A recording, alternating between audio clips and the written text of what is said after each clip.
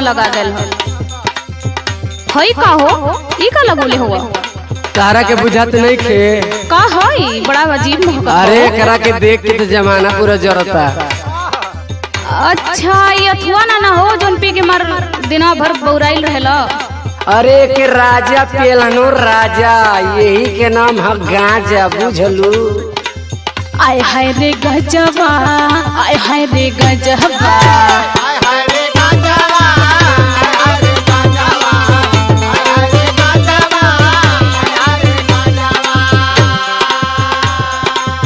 एही के चलते सैया भइले नो से बजबा एही के चलते सैया भइले नो से बजबा आय हाय रे गजबा आय हाय रे गजबा।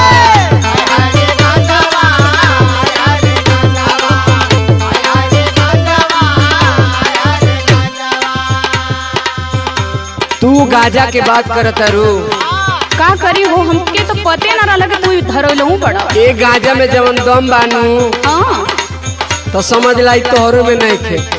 अच्छा अच्छा तो सुना सुनाबो ए हमर चिरई ए हमर चिरई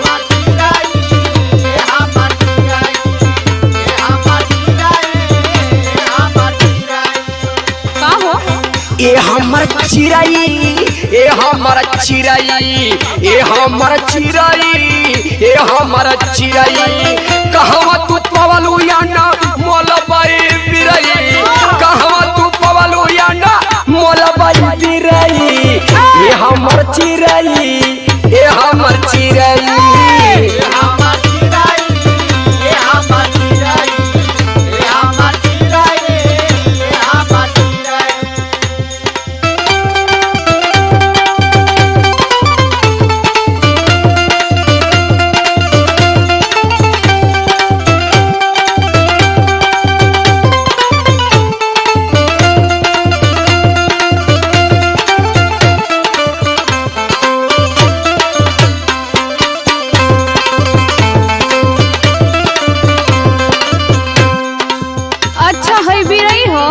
हाँ हो अब फेफड़वा जने तेरे सुखा जाए ना ओने तोहर बिरई गिरई खाए लगी। तू कहाँ जे जो हमार फेफड़ा बोले लगी तो बोलो सुनो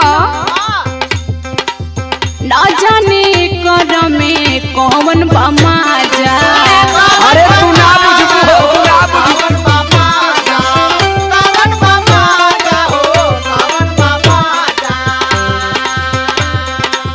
पठानी योन रहे सुख गईले राजा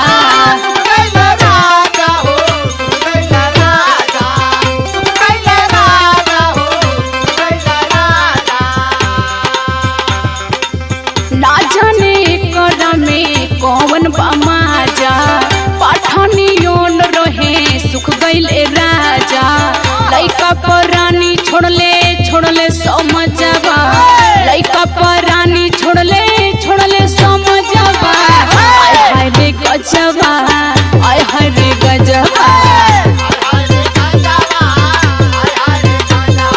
ये गाजा तो हमार जिंदगी चौपट कर देलस। सुना सुना का हो सब छूट जाई गाजा नहीं खे छूटी।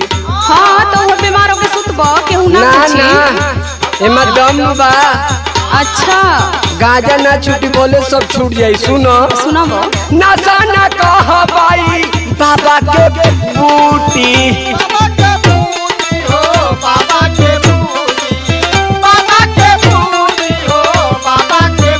और सुना सुनाबा छूटी जमाना बाकी ई नहीं छूटी।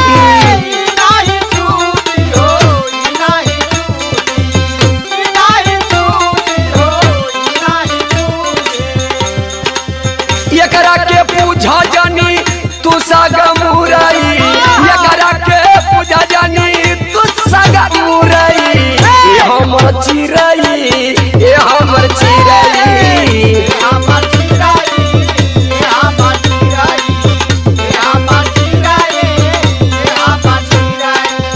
आय हाय रे गजबा आय हाय रे गजबा ए हमर चिरई ए हमर चिरई आय हाय रे गजबा आय हाय रे गजबा। ए हमर धनिया गजबा